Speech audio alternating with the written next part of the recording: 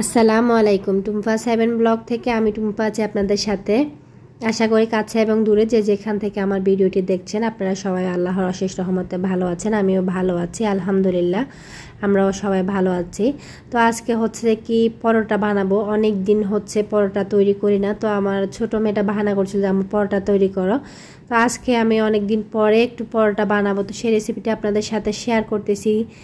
খুব ইজিভাবে আমি পরোটা রেসিপিটি শেয়ার করব। অনেকের হয় যে পরোটা ফুলে না বা শক্ত হয়ে যায় বা এই ধরনের কোনো সমস্যা থাকবে না। ঝটপট ইজিতে পরোটার রেসিপিটা আমি শেয়ার করার চেষ্টা করতেছি। খুব সিম্পলভাবে আর সামান্য কিছু উপকরণ দিয়ে পরোটার ডোটা আমি তৈরি করে নিচ্ছি। এখানে আমি নিয়ে নিচ্ছি পর্যাপ্ত পরিমাণে যতটুকু লাগবে আটা। সাথে আমি দিয়ে দিলাম 2 টেবিল চামচ ব্রাউন চিনি। একটু মিষ্টি মিষ্টি পরোটা খেতে ভালো লাগে আর আমার মেয়েটা একটু বাহানা করছে একটু মিষ্টি পরোটা খাবে। তো আমি 2 টেবিল চামচ দিয়েছি ব্রাউন চিনি। সাথে 1 চা চামচ দিয়েছি লবণ আর দিয়ে দিলাম 2 টেবিল চামচ রেগুলার যে রান্নার তেলটা থাকে এটা দিয়ে এখন যে পানিটা দিচ্ছি পানিটা দিয়ে আমি আস্তে আস্তে করে একটা ব্যাটার তৈরি করে নেব, গোলা ডো তৈরি করে। তো এটা খুব বেশি পাতলাও করব না আবার খুব যে একটু মোটা করব সেটা না। আর পানিটা যে ব্যবহার করেছি এই পানিটা অবশ্যই কুসুম গরম থেকে একটু বেশি গরম নিয়েছি আমি, যাতে কুসুম গরম পানিটা নিলে পরে হয় যে কি আবার ডোটা শক্ত হয়ে যায়। তো একটু বেশি গরম নিলে ডোটা অনেকটা টাইম সফট থাকে। এরকম একটা সফট ডো তৈরি করে আমি এটা রেস্টে রেখে দেব 30 মিনিট। তো এখানে হচ্ছে যে কি আমার বন্যার কারণে যে মোটরটা পানির নিচে ডুবে গেছিলো, তো সবাই আমাকে বলছিল যে মোটরটা যেন আমি ব্যবহার না করতে। আমি মোটরটা ওয়াশ করাইছি, এরপর আমার মোটরটা ঠিক হয় না। এখন এটা নাকি চেক বাল্ব, তো এটা লাগাইতে হবে। তো আমি এটাও লাগাইছি। তো আজকে হচ্ছে আরেকজন প্লাম্বার ডাকছি, ডাকা হচ্ছে যে কি ওখানে আমার ঘরের ফ্লোরের নিচে হচ্ছে চেক বাল্বটা পড়ে গেছে, বাট কলের যে নালটা ছিল ওইটা, তো ওইটা একটা ডাকছি, উনি এটা খুলতেছেন। আসলে এটা খুবই ভোগান্তি করতেছিলাম আজকে কয়েকদিন যাবৎ, এটা নিয়ে খুবই প্যারেশানে আছি। ঠিকই হচ্ছিল না। 2টা মোটর কিনতে পারবো যে পরিমাণ টাকা উড়াইছি। তো এখানে আমি ফ্রিটা সবসময় এভাবেই রাখি, একটা শপিং ব্যাগ করে রাখি যাতে এটা ধুলা ময়লা না লাগে। তো এখন রুটি তৈরির জন্য আমি ফ্রিটা ধুয়ে নিয়েছি, সাথে বেলুনটাও ধুয়ে নিয়েছি। তো এখন এই যে আটাটা তৈরি করেছিলাম এটা একটু দেখিয়ে দিই। এটা কিছুক্ষণ রেস্টে রাখার পর আরও সফট হয়ে গেছে। তো এখন এটা দিয়ে আমি পরোটা তৈরি করে নেব। আমি কিন্তু খুবই অল্প উপকরণ দিয়ে সাধারণভাবে পরোটার ডোটা তৈরি করছি। তারপরে কিন্তু পরোটাটা যেরকম ফোলে অনেকক্ষণ টাইম হচ্ছে যে কি পরোটাটা সফট থাকে, আবার এটা কিন্তু খেতেও খুব ভালো লাগে। তো আমি এখন এগুলো একটু রুটি তৈরি করে নিচ্ছি। আমি এখানে দিয়েছি সামান্য চিনি, লবণ, একটু তেল আর একটু উষ্ণ গরমের চেয়ে একটু গরম পানি দিয়ে ডোটা তৈরি করে নেবেন। ডোটা তৈরি করার সময় খুব বেশি মানে শক্ত ডো তৈরি করা যাবে না, এটা একটু মোটামুটি নরম ডোটা তৈরি করলে আপনার বেলতে এবং পরোটা তৈরি করতে সুবিধা হবে। আমরা যেটা করি অনেক সময় খুব বেশি হার্ডলি ডোটা তৈরি করি, তো এটা পরোটাটা ফুলেও না, পরে খেতেও ভালো লাগে না, আর হচ্ছে এটা ফুলতেও চায় না, আর এটা পরে বেলতে গেলেও আমাদের কষ্ট হয়। তো আমি এই রুটিটা বেলে নিয়েছি। এখন এটা আমি যে পরোটার ভাঁজ দিব এটা ফোল্ড করার জন্য একটু তেল আর একটু ময়দা দিয়ে এরকম একটু ফোল্ড করে এটা হচ্ছে পরোটার যে রেগুলার ভাঁজটা এভাবে খুব সহজে দেওয়া যায়। তো এই সহজ ভাঁজটা আমি দিয়ে দিলাম আজকে। আমার কাছে এই ভাঁজটাই খুব ভালো লাগে বা ইজিতে করা যায়, অনেকভাবে অনেক ভাঁজ দেওয়া যায়। তো আজকে আমি এভাবেই তৈরি করে নেব সবগুলা পরোটা। তো আমার মোটামুটি এটা তৈরি হয়ে গেছে। এমনি তো রুটি বেলতে পরোটা বেলতে খুবই গোল হয়, ক্যামেরার সামনে আসলে জানি না কেন কাজ টাজ করতে মনে হয় যেন একটু আনইজি লাগে, বাট ভালো জিনিসটা খারাপ হয়ে যায়। তো আমি একটা রুটি তৈরি করে নিয়েছি, তো আরও একটা রুটি বেলে নিচ্ছি। আমরা যেহেতু অনেক পুরাতন গৃহিণী আর ছোটোবেলা থেকে রুটি বেলা পরোটা বেলা এগুলো আমাদের নিত্যদিনের কাজ, তারপরও এটাতে কিন্তু আমার একটু আনইজি লাগে পরোটাটা বেলা বেলে। তা আমি কাজ করতেছিলাম আমার ছোট কর্তি, তো যিনি পরোটা খেতে চাইছেন উনি হাত লাগাবে না, এটা তো হয় না। তো উনি বলতেছিল যে উনিও একটা ফোল করবে, তো সেই কারণে খুব বিরক্ত করছিল। তো আমি দিলাম ওকে একটা ফোল করুক, তো ওর মতো করে ফোল করতেছে। যাই হোক করুক, ও করতে করতে শিখবে। আর হচ্ছে যে কি না শিখলেও ওর হচ্ছে একটা আগ্রহ, বাচ্চাদের একটা আগ্রহ হয় মায়ের সাথে কাজ করতে দেখলে করা, তো ওরা পাশে থাকলে নিজের কাজ হয় ভালো লাগে। তো মোটামুটি যাই হোক একটা ফোল করে দিয়েছে। তো আমি ওর ফোল করা পরোটাটাও বেলে নেব, এটাও কিন্তু ভাজবো। হয়তো একটু বাঁকা তেরা হবে, হয়তো একটু সুন্দর হবে না, তাতে কি মেয়েটা করেছে সেটাই তো অনেক বেশি। এটা একটু যে কোনচা কাঞ্চা বাইরে গেছে, কারণ ও বাসটা যখন দিয়েছে বাসটা ঠিকঠাকভাবে ধেয়ে নেয়, যার কারণে হচ্ছে যে কি এটা একটু বাঁকা তেরা হয়ে গেছে। তো একটা করে তো ওর শখ মিঠে নাই। তো অফ ক্যামেরা আরও 2-3টা করে নিয়েছে। আমি আজকে যতগুলা পরোটা বেলেছি আর সবগুলা পরোটা কিন্তু ওই ফোল্ড করেছে। তো 2-3টা করতে করতে মোটামুটি এখন একটু শিখে গেছে, একটু আয়ত্তে চলে এসেছে। তো প্রথমটা তো একটু বাঁকা তেরা করছে, শেষেরটা মোটামুটি একটু ভালো করবে। তো সেটা আপনাদের একটু দেখিয়ে দিই ও শেষেরটা কীভাবে শিখলো। 2-3টা যখন করলো এখন মোটামুটি এই শিখলো। তো আপনারাও চাইলে বাচ্চাদেরকে মাঝে মাঝে এরকম দিতে পারেন, ওরা যেরকম শিখলো বাট ওটা কাজটা একটু ফিলও করলো। আর সবচেয়ে বড় কথা হচ্ছে ওরাও তো একা একা বসে থাকে, ওদেরও তো সময়টা কাটার দরকার। দেখুন মাশাআল্লাহ, সবাই অবশ্যই একবার মাশাআল্লাহ বলবেন। খুব সুন্দরভাবে এটা ফুল করে নিয়েছে। প্রথমটা একটু সমস্যা হয়েছিল, পরে অফ ক্যামেরা 2-3টা আমি একটু দেখাই দিছি, কোর্সে ঠিক হয়ে গেছে। ওই যে ওর পরোটাটা ভাজতেছিলাম ওটা একটু বাঁকা তেরা হয়েছে, কিন্তু তারপর পরোটাটা খুব সুন্দর হয়েছে আর এটা ইজিতে ফুলে গেছে। আর এটা খাওয়ার সময় কিন্তু খুব সফট হয়েছিল।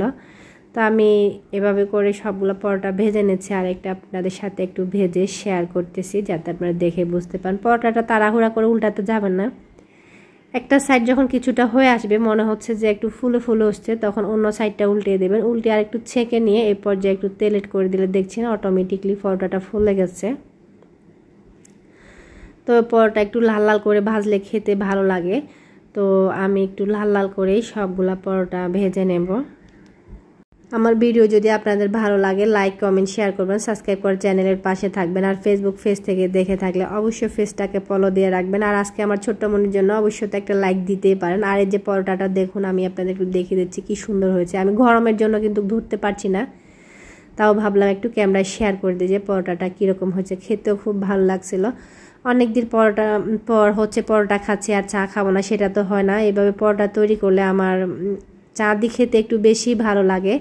তো আমার ছোটো মেয়ে ও আবার কিন্তু চা পছন্দ করে, ছেলেও পছন্দ করে না। ওরা ডিম ভাজি দিয়ে খেয়েছে, ডিম পোস্ট করে দিয়েছে খেয়েছে। তো আমি আমার জন্য 1 কাপ চা তৈরি করে নিয়েছি। আর আমার সহযোগী হচ্ছে আমার বড় মেয়ে, ওরও চা কিন্তু খুব পছন্দ। তো পরোটা ভাজলাম আর চা খাবো না, এটা তো হয় না।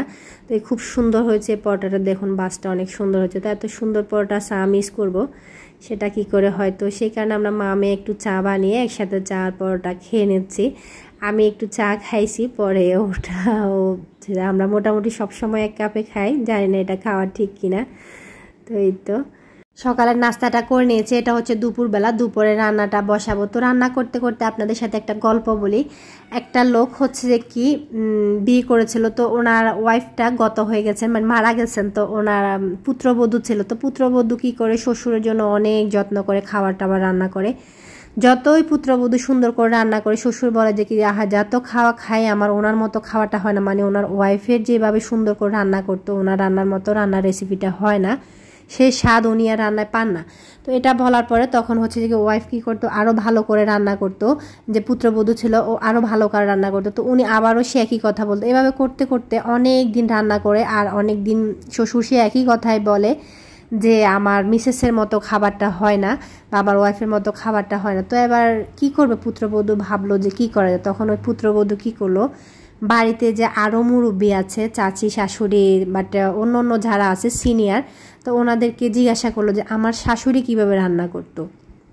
তো ওনারা বলো যে তোমার শাশুড়ি কিভাবে রান্না করতো। তোমার শাশুড়ি হচ্ছে যে কি চুলায় একটা পাতিল বসাইতো, একটু পানি দিত, তারপরে একটু হাঁটি আসতো, তো এখানে একটু হলুদ মরিচ দিত, তারপরে আর একটু হাঁটি আসতো, তো চুলায় একটা লাকড়ি দিত, তো আবার একটু হাঁটাহুটা করে এসে আবার হচ্ছে যে কি আর একটু তেল মশলা দিত বা যা রান্না করতো এটা দিত। এভাবে করেই উনি রান্নাটা করতেন, হাঁটতে হাঁটতে রান্না করা।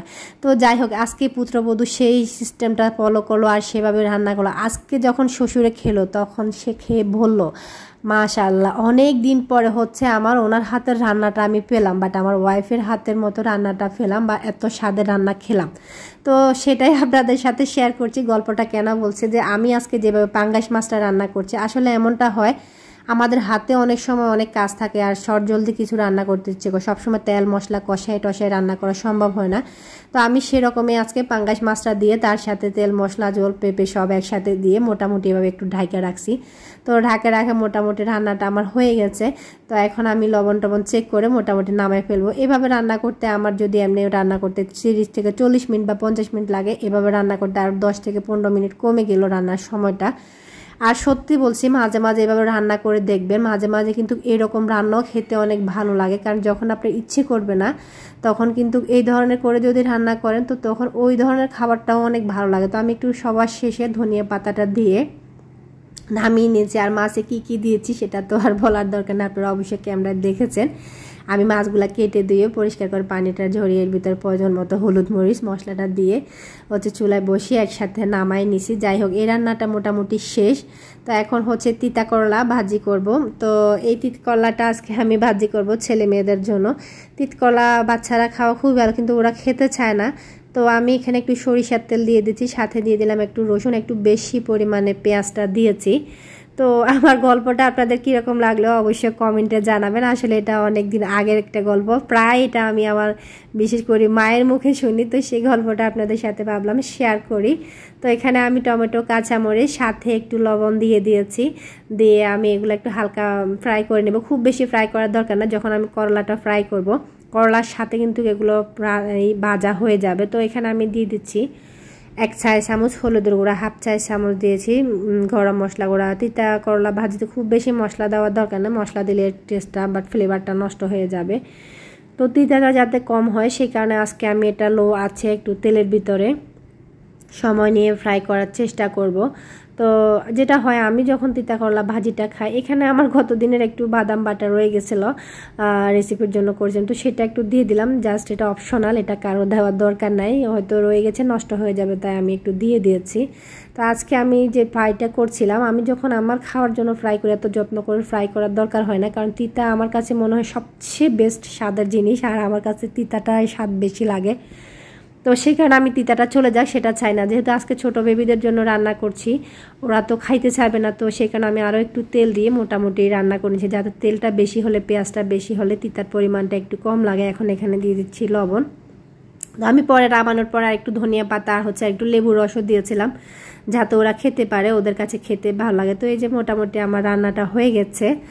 আজকের ভিডিওটি এই পর্যন্ত, পরবর্তী ভিডিও দেখার আমন্ত্রণ জানিয়ে আজকের মতো এখানে বিদায় নিচ্ছি। সবাই আমাদের জন্য অনেক অনেক অনেক দোয়া করবেন, আর আপনারা ভালো থাকবেন। আল্লাহর রহমতে আপনারা যেন ভালো থাকেন। আল্লাহ হাফেজ।